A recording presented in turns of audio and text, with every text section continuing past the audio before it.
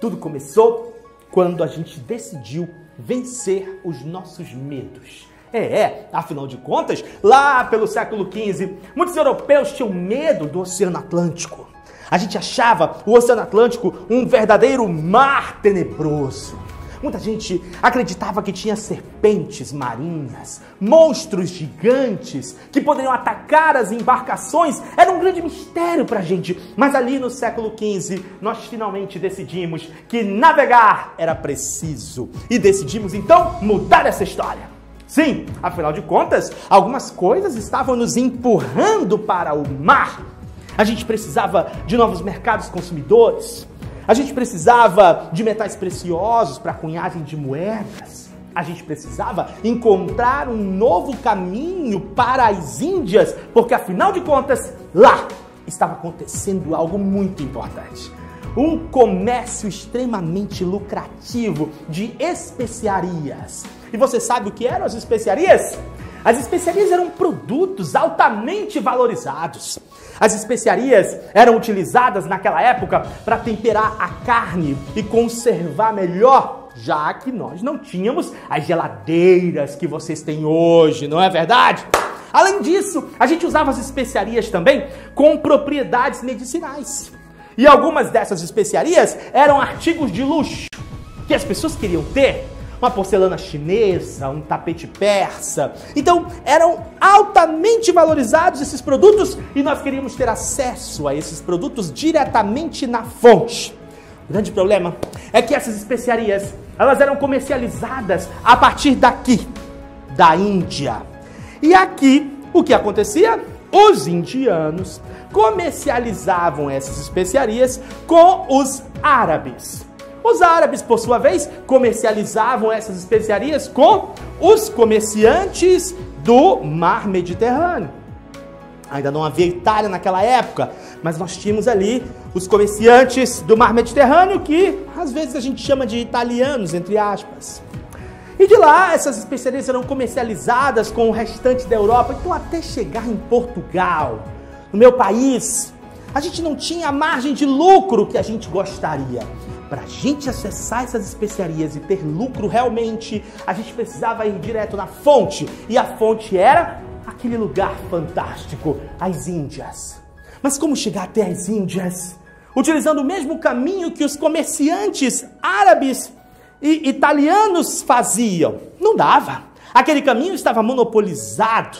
Era uma rota sujeita a assaltos. Então a gente precisava descobrir uma nova maneira de chegar até as Índias. E é aí que começa a nossa grande aventura. Portugal foi o pioneiro nas grandes navegações. E sabe por quê? Primeiro porque o nosso país tinha estabilidade política. Enquanto outros países estavam enfrentando guerras, o nosso país estava estabilizado politicamente.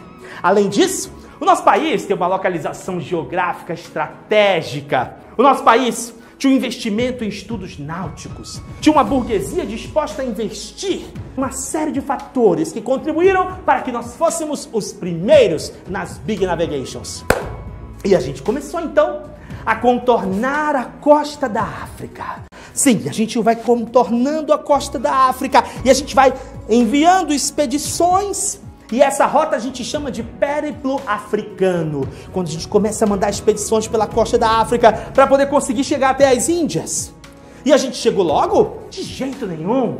Levamos décadas para fazer isso. O caminho não era um caminho conhecido. Nós estávamos ainda nos aventurando. Vai um, vai outro, vai um, vai outro. Quando a gente conseguiu ultrapassar o Cabo Bojador, meu amigo, foi uma festa. E depois disso, o caminho foi aberto para a gente finalmente chegar até as Índias. E sabe quando a gente chegou? Chegamos às Índias em 1498, na expedição do Vasco da Gama. Foi uma festa. O rei de Portugal ficou felicíssimo. Tão feliz, que o lucro dessa viagem foi correspondente a 6.000% em cima do que foi investido. Foi um sucesso completo. O rei ficou tão feliz que 2 anos depois, uma nova expedição saiu de Portugal em direção à Índia. Mas dessa vez, liderada por Pedro Álvares Cabral. E qual era a missão? A missão era contornar a costa da África novamente e chegar até as Índias. Mas durante o trajeto, algo aconteceu. Sim, algo aconteceu. A expedição desviou a rota e eles vieram parar, sabe onde? Na costa brasileira. Aquele momento histórico, 22 de abril de 1500, ficou conhecido como o descobrimento do Brasil. Mas hoje muita gente diz que não devemos falar em descobrimento, porque na verdade o que houve foi uma invasão. O Cabral celebrou uma missa com a turma dele, fizeram os primeiros contatos com os índios, observaram a terra. O Pero Vaz de Caminha escreveu uma carta para o rei de Portugal, comunicando o, entre aspas, achamento dessas terras. E o Cabral, depois de passar alguns dias na costa brasileira, seguiu viagem para a Índia. E lá na Índia, a continuação da viagem não foi muito boa. Eles foram atacados, teve guerra, o Pero Vaz de Caminha acabou morrendo, eles perderam um navio carregado de especiarias e tudo isso contribuiu para que o restante da viagem do Cabral não fosse lá essas coisas. Mas o fato é que aquele momento foi um momento marcante, especialmente para a história daquele povo e daquele lugar que mais tarde seria conhecido como Brasil. Mas, antes mesmo do Cabral chegar aqui, os espanhóis já tinham realizado um grande feito. Os espanhóis seguiram a ideia de um navegador genovês chamado Cristóvão Colombo. E sabe qual era a ideia do Colombo? A ideia do Colombo era diferente da ideia dos portugueses. Enquanto nós estávamos descendo a costa da África para poder chegar até as Índias, o Colombo dizia: não, navega para lá, navega para lá. Navega para o Ocidente, porque navegando para o Ocidente, nós vamos dar a volta no globo e vamos chegar às Índias pelo outro lado. Essa era a ideia do Colombo. Ele chegou a oferecer esse projeto para o rei de Portugal, mas por algum motivo a coroa portuguesa não embarcou no projeto do Colombo. Ele se mudou para a Espanha, conseguiu convencer os reis espanhóis a financiarem uma parte da expedição, outra parte foi financiada por capital privado e eles finalmente fizeram a expedição. Colombo sai navegando em direção ao Ocidente para chegar até as Índias pelo outro lado, mas nisso que o Colombo começa a navegar, eles acabam não chegando até as Índias no tempo previsto e eles ficam meio agoniados ali na viagem, ficaram meio agoniados, mas eis que no meio daquela agonia, o que aconteceu?